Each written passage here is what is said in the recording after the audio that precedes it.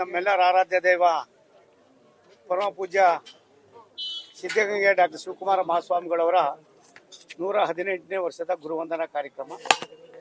ಪೂಜ್ಯರಿಗೆ 75 ವರ್ಷಗಳ ತದನಂತರ ಹಲವಾರು ಕಾರ್ಯಕ್ರಮಗಳನ್ನು ಶ್ರೀಮಠದಲ್ಲಿ ಮಾಡ್ಕೊಂಡು ಬಂದಿದ್ದೇವೆ.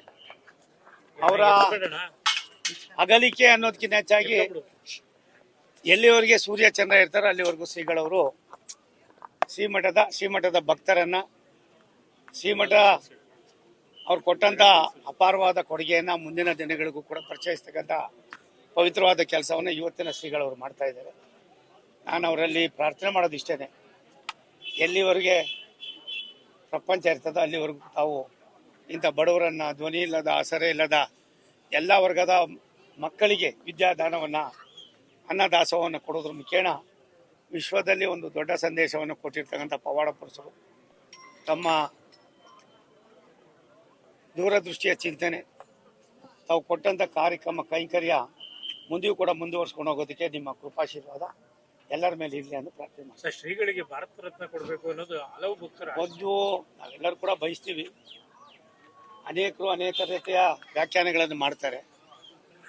ಒಂದು ಭಾರತ ಸರ್ಕಾರ ಶ್ರೀಗಳವರಿಗೆ, ಶ್ರೀಮಠಕ್ಕೆ ವಿಶೇಷವಾದ ಆಸಕ್ತಿಯನ್ನ, ಕಾಳಜಿಯನ್ನ, ಅಭಿರುಚಿಯನ್ನ ಮತ್ತೆ ಭಕ್ತಿಯನ್ನ ಉಳ್ಳಿರ್ತಕ್ಕಂಥದ್ದು ನಮ್ಮೆಲ್ಲರ ನೆಚ್ಚಿನ ಪ್ರಧಾನಮಂತ್ರಿ ನರೇಂದ್ರ ಮೋದಿ.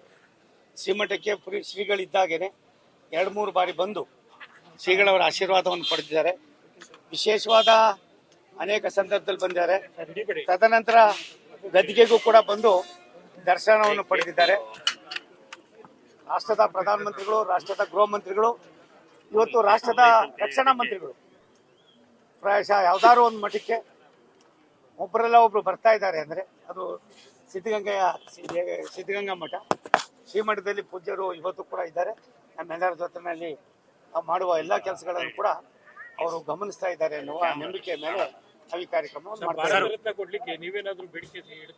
ಇವೆಲ್ಲವೂ ಕೂಡ ನಮ್ಮೆಲ್ಲರಿಗೂ ಬೇಕಾಗಿರ್ತಕ್ಕಂಥದ್ದು. ಮಠಮಾನ್ಯಗಳು, ಹೊರಗುರುಚರ ಮೂರ್ತಿಗಳು, ತಪಸ್ವಿಗಳು, ಪವಾಡ ಪುರುಷರು ಈ ದೇಶಕ್ಕೆ ಸಾಕಷ್ಟು ಕೊಡುಗೆಯನ್ನು ಕೊಟ್ಟಿರೋದ್ರೊಳಗೆ ಸಿದ್ಧಗಂಗಾ ಮಠವೂ ಕೂಡ ಒಂದು. ಅದ್ರ ಬಗ್ಗೆ ನಾನು ಇವತ್ತೆಲ್ಲ ಮೊದಲಿಂದನೂ ಕೂಡ ವಿನಂತಿ ಮಾಡ್ತಾ ಬಂದಿದ್ದೀವಿ. ಭಗವಂತ ಯಾವಾಗ ಅದಕ್ಕೆ ಅವಕಾಶವನ್ನು ಅನ್ನೋದಕ್ಕಿಂತ ಹೆಚ್ಚಾಗಿ ಆ ಭಾರತ ರತ್ನ ಅನ್ನೋಕ್ಕೆ ಗುರುಗಳಿಗೆ ಕೊಟ್ಟದಾಗ ಅದಕ್ಕೆ ತುಂಬಾ ಶಕ್ತಿ ಬರ್ತಾ ಇದೆ.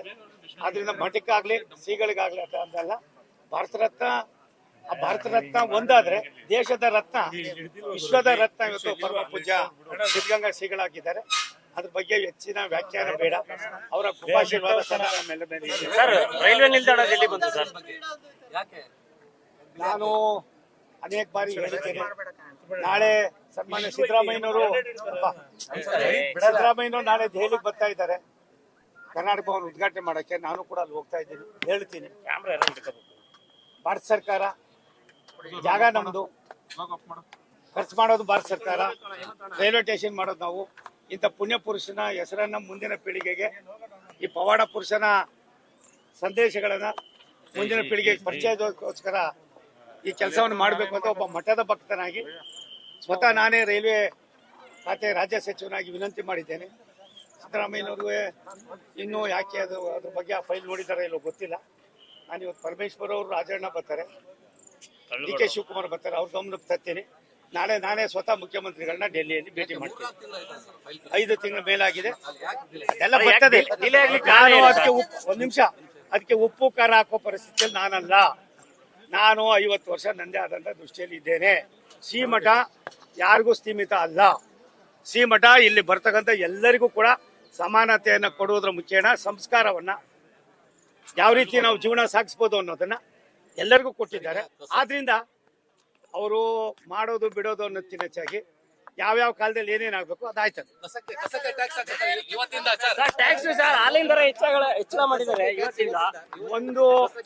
ಒಂದು ಸರ್ಕಾರ ತಮ್ಮ ಕೊಳಕನ್ನ ಮುಚ್ಕೊಳ್ಳೋದಕ್ಕೋಸ್ಕರವಾಗಿ, ತಾವು ಮಾಡಿರುವ ತಪ್ಪನ್ನ ಮುಚ್ಕೊಳ್ಳೋಕ್ಕೋಸ್ಕರವಾಗಿ ಸಾಮಾನ್ಯ ಜನರ ಮೇಲೆ ಗದಾಪ್ರಹಾರ ಮಾಡ್ತಾ ಇದೆ. ಸ್ವಲ್ಪ ಮುಂದಿನ ದಿನಗಳಲ್ಲಿ ಇದು ಮಠ ಆಗಿರೋದ್ರಿಂದ ನಾನು ಹೆಚ್ಚಿಗೆ ಮಾತಾಡೋದಿಲ್ಲ. ಇಲ್ಲಿ ಮಠಕ್ಕೆ ಮಾತ್ರ ಸೀಮಿತವಾಗಿರ್ತೀನಿ. ಇದೊಂದು ಪವಿತ್ರವಾದ ಸ್ಥಳ. ಈ ಸ್ಥಳದಲ್ಲಿ ಏನು ಹೇಳ್ಬೇಕು ಹೇಳಿದ್ದೀನಿ. ಒಂದು ಸತ್ಯ, ತುಂಬಾ ದಿನ ತುಂಬಾ ವರ್ಷಗಳು ತುಂಬಾ ದಿನಗಳು ಜನರಿಗೆ ಕಣ್ಣಿಗೆ ಮಣ್ಣೇರ್ಸ್ತಕ್ಕಂಥ ಕೆಲಸ ಏನಿದೆ ಇದು ಮಾಡೋದ್ರಿಂದ ಏನ್ ದುಷ್ಪರಿಣಾಮ ಆಯ್ತದೆ ಅನ್ನೋದು ನಾವು ಅರ್ಥ ಮಾಡ್ಕೊಂಡು ಎಲ್ಲದಕ್ಕೂ ಆಗ್ಲಿ ಟೋಲ್ ಸಂಗ್ರಹಕ್ಕೂ ಕೂಡ 5% ಸೆಸ್ ನೀವು ಜಾಸ್ತಿ ಮಾಡ್ಕೋತಾರೆ. ಇವೆಲ್ಲ ಒಂದು ರೀತಿ ನೋವಿನ ಸಂಗತಿ. ಅನಾವಶ್ಯಕವಾಗಿ ಏನೋ ಮಾಡಕ್ ಹೋಗಿ ಏನೋ ಮಾಡ್ಕೊಂಡು ತೊಳ್ಳಾಟದಲ್ಲಿ ಈ ಸರ್ಕಾರ ಇದೆ. ನಮ್ಮೆಲ್ಲರ ಆರಾಧ್ಯ ದೈವ ಪರಮ ಪೂಜ್ಯ ಸಿದ್ಧಗಂಗೆ ಡಾಕ್ಟರ್ ಶಿವಕುಮಾರ ಮಹಾಸ್ವಾಮಿಗಳವರ 118ನೇ ವರ್ಷದ ಗುರುವಂದನಾ ಕಾರ್ಯಕ್ರಮ. ಪೂಜ್ಯರಿಗೆ 75 ವರ್ಷಗಳ ತದನಂತರ ಹಲವಾರು ಕಾರ್ಯಕ್ರಮಗಳನ್ನ ಶ್ರೀಮಠದಲ್ಲಿ ಮಾಡ್ಕೊಂಡು ಬಂದಿದ್ದೇವೆ. ಅವರ ಅಗಲಿಕೆ ಅನ್ನೋದಕ್ಕಿಂತ ಹೆಚ್ಚಾಗಿ ಎಲ್ಲಿವರೆಗೆ ಸೂರ್ಯ ಚಂದ್ರ ಇರ್ತಾರೋ ಅಲ್ಲಿವರೆಗೂ ಶ್ರೀಗಳವರು ಶ್ರೀಮಠದ ಭಕ್ತರನ್ನ ಶ್ರೀಮಠ ಅವ್ರು ಕೊಟ್ಟಂತ ಅಪಾರವಾದ ಕೊಡುಗೆಯನ್ನ ಮುಂದಿನ ದಿನಗಳಿಗೂ ಕೂಡ ಪರಿಚಯಿಸ್ತಕ್ಕಂಥ ಪವಿತ್ರವಾದ ಕೆಲಸವನ್ನ ಇವತ್ತಿನ ಶ್ರೀಗಳವರು ಮಾಡ್ತಾ ಇದ್ದಾರೆ.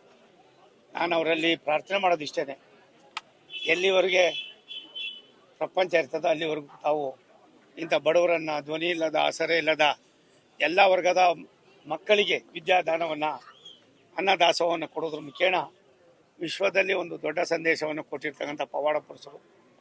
ತಮ್ಮ ದೂರದೃಷ್ಟಿಯ ಚಿಂತನೆ, ತಾವು ಕೊಟ್ಟಂಥ ಕಾರ್ಯಕ್ರಮ ಕೈಂಕರ್ಯ ಮುಂದೆಯೂ ಕೂಡ ಮುಂದುವರ್ಸ್ಕೊಂಡು ಹೋಗೋದಕ್ಕೆ ನಿಮ್ಮ ಕೃಪಾಶೀರ್ವಾದ ಎಲ್ಲರ ಮೇಲೆ ಇರಲಿ ಅಂತ ಪ್ರಾರ್ಥನೆ ಮಾಡ್ತೀವಿ. ಶ್ರೀಗಳಿಗೆ ಭಾರತ ರತ್ನ ಕೊಡಬೇಕು ಅನ್ನೋದು ಹಲವು ಭಕ್ತರ ಒಂದು ನಾವೆಲ್ಲರೂ ಕೂಡ ಬಯಸ್ತೀವಿ. ಅನೇಕರು ಅನೇಕ ರೀತಿಯ ವ್ಯಾಖ್ಯಾನಗಳನ್ನು ಮಾಡ್ತಾರೆ.